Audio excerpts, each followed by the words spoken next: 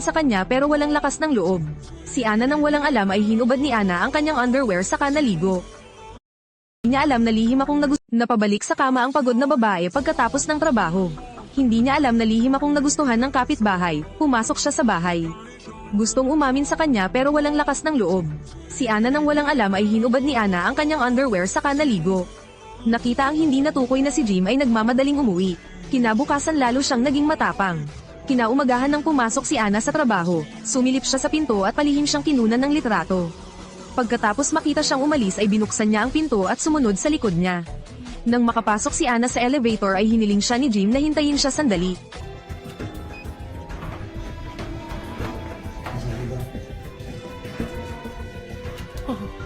Sino ba mag-aakalang ngayon ay maswerteng nahawakan ni Jim ang daliri ng Diyosa? Ngunit hindi masyadong iniisip ni Ana, at nawalan ng galit si Jim. Sa sandaling ito naramdaman niya ang hangin na napuno ng halimuyak, ngunit napakabilis ng oras. Pagdating ng elevator ay lumabas na si Ana. Orihinal na sinadya niyang kunin ang pagkakataong ito para ipagtapat ang kanyang pag-ibig ngunit walang lakas ng loob na sabihin ito. Sa hindi inaasahang pagkakataon ay napalingon siya at ngumiti. Sa pagkakataong ito ay lalong nawalan ng galit si Jim. Parang siguradong pareho siya sa akin. Hintayin mo ako. Hintayin. Ang bastos na ito.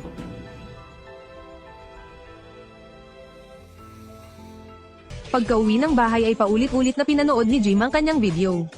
Sa tingin ko mas maganda kung girlfriend ko siya. Lalo na araw-araw na nakatingin sa magkasintahang nasa ibaba. Mas matindi yung feeling.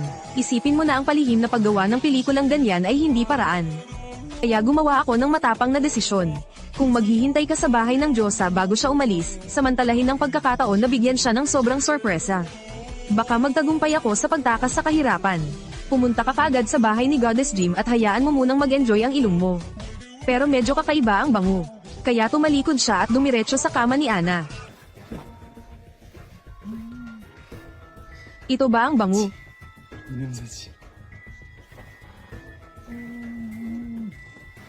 Pero kapag hinayaan ni Jim na mag-enjoy, pakiramdam niya ay may nakatingin sa kanya.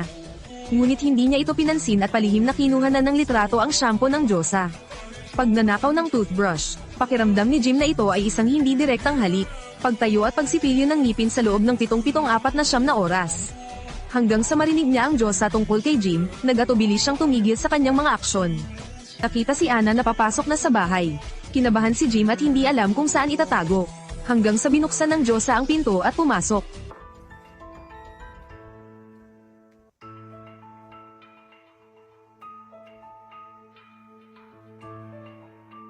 Nakakita siya ng tsinelas sa banyo.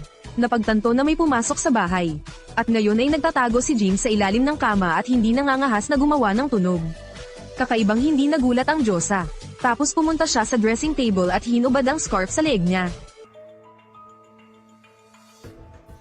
Nasa ilalim ng kama si Jim na tahimik na tinitingnan ng lahat.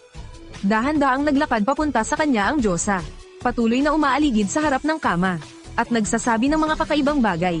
Sa wakas nakahiga sa kama hindi alam kung ano ang iisipin. Si Jim ay nasa sabik ngunit walang lakas ng loob na gumawa ng anuman. Ilang sandali pa ay naglakad na ang Diyosa patungo sa banyo. Mabilis na gumapang palabas si Jim.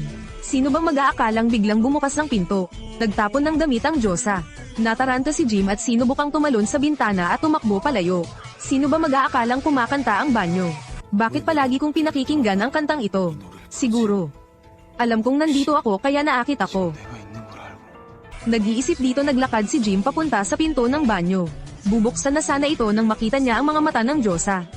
Pakiramdam ni Jim ay oras na para ipagtapat ang kanyang pagmamahal sa oras na ito. Nakatingin sa mapang akit na mukha ng Diyosa sa wakas ay ibinuka ni Jim ang kanyang bibig. Ngunit ang Diyosa ay walang pakialam. Nakatayo lang ang dalawa na nakatingin sa isa't isa. Sa sumunod na segundo ay binuksan ng isang lalaki ang pinto at pumasok. Ano ang nangyayari? Hindi ko sinasadya.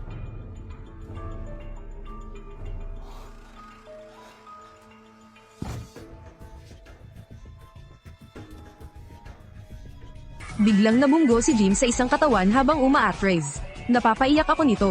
Mamamatay tao pala ang dalawa. Hindi pa umabot sa punto ng bangumot ang tadhana ni Jim nang tahimik itong lumitaw.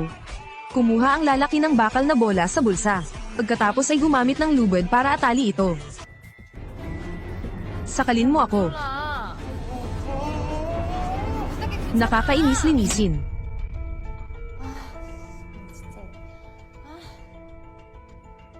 Nahihilo talaga.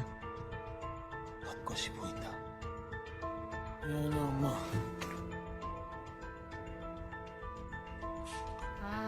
Sobrang bango. Honey, suot niya ang damit ko. 이 새끼 바지에서 자기 빤스 나왔다. Baliw. Nasaan ang toothbrush para linisin ko ito? 지우는 칫솔 어딨어? Nasa shampoo. Wala. 없는데. Maingat na hanapin ang pink na iyon. Personal akong pinaalis ni Jim sa ganitong paraan.